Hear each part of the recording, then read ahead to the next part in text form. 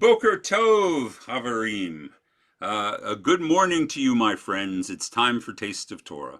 And it's a very exciting time in Taste of Torah because not only are we beginning an entirely new book. Hold on, my phone is ringing. Sorry, duty called. In any case, where was I? Oh, I was talking about this is our first Torah portion from our new book, Leviticus, and our Torah portion is called Vayikra. But not only is that exciting, but we are still in the month of Adar, which is the outrageous month of Purim. And I'm doing object lessons as I have been. So my object is, I think, suitably outrageous because today in our Torah portion, we are going to be learning about how the sausage is made, spiritually speaking. Well, literally speaking too, but how Jews used to make spiritual sausage. Because our Torah portion is focused on the korbanot, the offerings. We often say in English sacrifices, though the word korban in Hebrew does not mean sacrifice. It doesn't mean giving something up in the way the Latin does. It means coming together, drawing close, communion. It's the idea that there are moments when we can draw close to God. And apparently, one of the prime moments to draw close to God is eating, and especially eating meat. Now, you may say, this is weird, this is bizarre, this is kind of yucky. We do indeed live in an age where we are much removed from the process of creating our food, not just our bread and our casseroles and things like that, but we just don't have to, as a rule, slaughter our own animals in order to have a hamburger. So it seems very yucky to us, but that has been the nature of the human experience for most of human life. And so to acknowledge the yuckiness, to see that there is something sacred going on in slaughtering an animal, grinding up grain, peeling vegetables. These things have their own transcendent aspect to them. And we make a mistake in thinking that they don't. And I certainly understand this because some of the most divine experiences I've ever had were eating certain things. You know, the first time I ever ate a steak and it was really excellent, and I went, oh God, that's a really good piece of meat. I have touched upon the experience of my ancestors.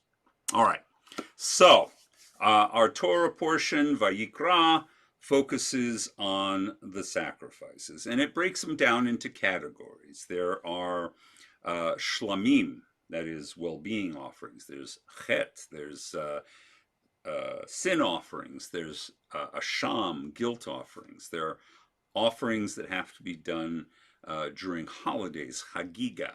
And there's a meal offering or grain offering that's done in the afternoon called mincha, which is what we use to refer to this day as afternoon worship service. And so they're broken out. We're told what parts of the animal have to be offered up, what tips we have to give to the priest. Here, this is for you, Mr. Kohen, and what tips God gets and what parts we get. All right. And this is, now we simply say a bracha, a motzi, or something like that. But before then, we did all of the blessing and acknowledging right up front. Before the animal even dies. Now, there are a couple of things worth thinking about in this system, aside from appreciating that we actually are not so far removed from this seemingly very remote practice. And we in Texas are particularly close because who doesn't love the smell of a good barbecue, to go to Hard Eight or to go to Smokehouse or head down to Austin and go to one of the super amazing places like that. It is a heavenly experience. It's like entering the celestial gates to smell all of that and experience all of that. But okay, what can we learn from this? Well, first of all, I do want to call attention to the fact that most of the animals, not always, but as a general rule, the animals we're asked to sacrifice are domestic animals. Now, it's goats, it's sheep, it's cows if we're wealthy, it's pigeons and doves if we're not. So there is this focus on domesticity. And what's that about? Well, we could draw a number of different conclusions about that. But it is absolutely the case, even within the Bible, that if you simply hunt down an animal and then decide you're going to offer it as a sacrifice, that is not acceptable. Why? Because, quite frankly, hunting is a particular kind of ruthless violence. Today, if we're a good shot, you hit an animal with a 30-06 or with a 257, you hit them right through the heart or run that bullet through their lungs. This is how the sausage is made. And they'll collapse. But not so for our ancestors. For our ancestors, if you could get close enough to throw a spear at it, or you had to stand a little further back and hit it with a sling stone or with an arrow, virtually never was the first strike a lethal strike. The animal would be wounded, and you'd have to chase it down until it finally collapsed from its wounds and you could claim it. That's a brutal, brutal process. And so there is at least one step to remove us, not from the violence of eating animals completely, but from the extended suffering of the animals. So there's actually, it does seem to be a kind of moral recognition that this is a costly process. And we should make it as least costly as possible. If you have a domestic animal, you give them a good slice across the throat, you cut their windpipe, their carotid, and their jugular simultaneously, and they are out almost immediately.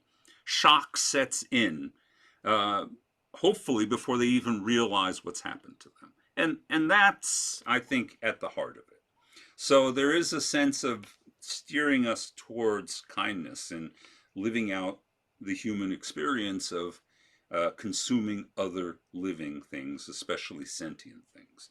The next thing I would observe is that that's not completely true, that if you can capture a turtle dove or a pigeon or another kosher bird without injuring it, because if you injure them, they're treif and therefore not acceptable for sacrifice. But if you can capture them whole and uninjured, you can offer that. And that actually points us to an important lesson about the relationship between being poor and the temple, because a lot of people couldn't afford to domesticate doves or pigeons, even they were poorer than that, but they might be able to catch one.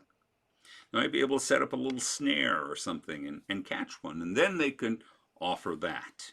And that tells us that the sacrifices are really a sliding scale based on need and affluence.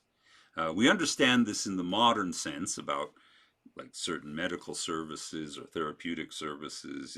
Poor people, we're going to cut them some slack, and otherwise, if you can afford it, you're going to pay full price.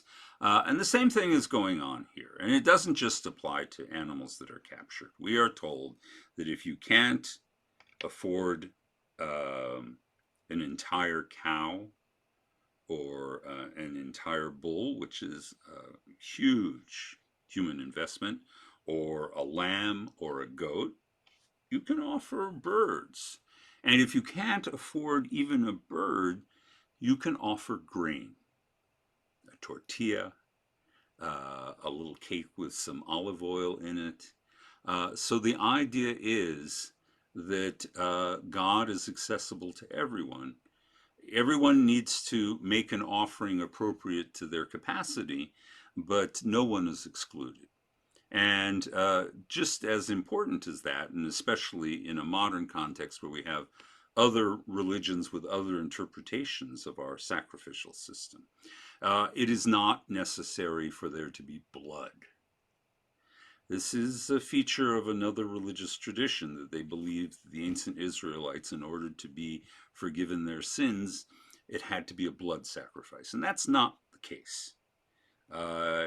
It's really, a grain offering or an oil offering or a salt offering or a jug of wine also can qualify for this. So let's not get carried away with the blood involved. Next thing I want to call attention to is the fact that there are asham, guilt offerings, and sin offerings. Now, none of these offerings do anything to expiate crimes. And that's important to understand. That if you rob someone, you burglarize someone, making an offering to God is not going to excuse you from your sin. You're going to have to compensate your victims with interest. That's the law right in the Torah itself. If you maim someone, amputate something, kill someone, there's no sacrifice that's going to get you out from underneath that. You need to own up to what you've done. You need to confess, and you need to take the punishment that a court of law will issue out to you for that. So that's the only way to atone for your sins, when you're doing something really outrageous, egregious. So the fantasy that sometimes develops in modern thinking about the Bible, that all you have to do is you can do whatever you want to, and then you just give a sin offering and it's all resolved. That's not true. That's not the way the system worked. All right. Next observation is that everybody sins, but leaders sin the most. Our Torah portion spends an extra amount of time thinking about what leaders need to do in order to keep themselves in line with the purity called upon the Israelite people to have. So it's basically the ancient Levitical notion of, with great power comes great responsibility. Our ancestors who chose to be leaders, priests, kings, things like this, had to be extra meticulous about their behavior and their relationship to God.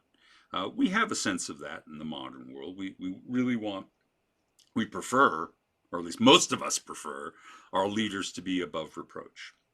And we all also understand that oftentimes they fall short, but we'd like them to at least acknowledge it, confess, not try and hide their errors from us. And that's built into the ancient Israelite system also. So special importance, emphasis on leaders. The final thing I want to talk about, just for a moment, is, oh, my phone is going again. All right, duty called again. Where was I? I'm not sure. All right, so I'm just going to focus on the very last thing that I wanted to draw attention to, and that is the very first word of Vayikra, which is Vayikra. Now, some of you know, some of you don't, that words are compounded in Hebrew. We love individual particles in English. He, she, it, the, and, but. We like to separate out the ideas of a sentence into discrete words. In Hebrew, what happens is that words tend to be compounded. And especially when it comes to verbs, what we tend to do is we have a verb, we conjugate it, it becomes future or past tense, it becomes first, second, or third person. Then we'll add another particle, maybe to convey the direct object, and then we'll add another particle to convey something like and, but, or then. So Vayikra It seems to be a single word, but what it really means is then or and then he cried out or he called. And it doesn't give us the direct object, it's included less, to Moses. So Vayikra means and then he called. And there's an additional intriguing aspect of this one word, and that is that the aleph is written smaller than any of the other letters in the word. And this scribal convention goes back a very, very long time, as far as we know. That little aleph has been there. What does it mean? More often than not, the history of our text is that these oddities, inverted letters, little letters, letters that float up or float down below the line, appear, and we don't know anymore what the original intention was. Possible it's a mistake. Some scribe just wrote a very, very small aleph, and the next scribe saw it and thought it was intentional, so he did it. But that kind of mistake is boring. Just writing it off and moving on. What can you do with that? Nothing. So instead, we try to assign meaning. We try to find out what message is being communicated to us by this, and we assume there is a message. So what is aleph? Aleph could be any number of things, of course, but particularly we think of the Hebrew word for I, me, myself, anochi, ani.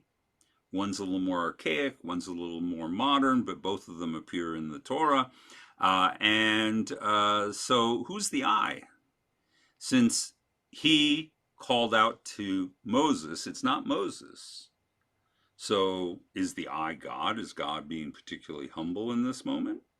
Could be. But, as commentators point out, who the heck is writing this word? Who's writing this out? And of course, the tradition says it's Moses. And therefore, we come back to Moses as the Anochi, or the Ani, who is smaller than usual. And the idea becomes he's a very humble man. He's embarrassed that God is forcing him to write about how God called out to him in particular.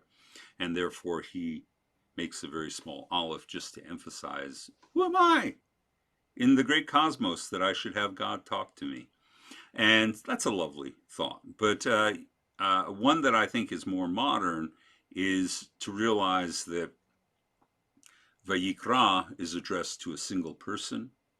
God calls out to a single individual, but then immediately says, hey, share all of these instructions with the people of Israel. And that to me seems to be, that captures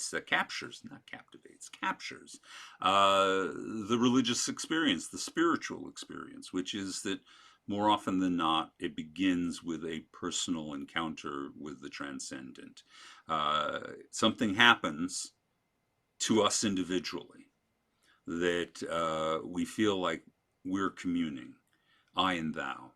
But we feel moved to share what we've experienced. And I think that's almost a human universal. So we want to talk about it. So maybe in a certain moment we feel individually commanded.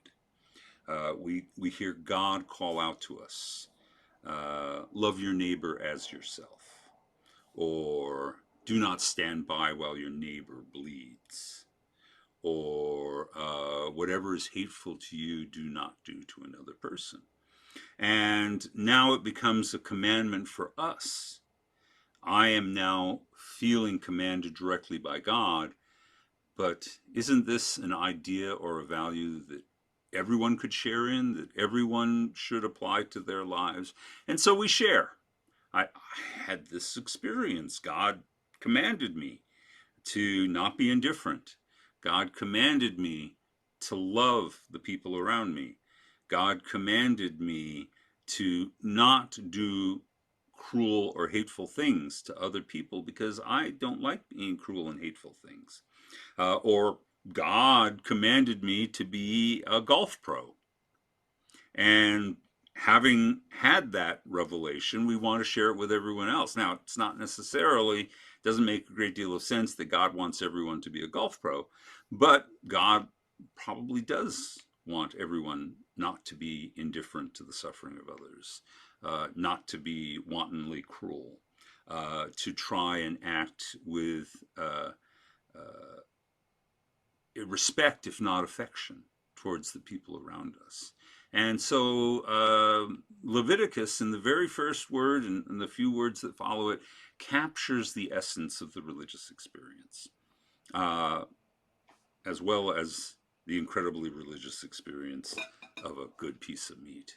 So that's my report for this week, and I look forward to talking to you next week, where we'll discuss more yucky things in the Torah portion, Tzav.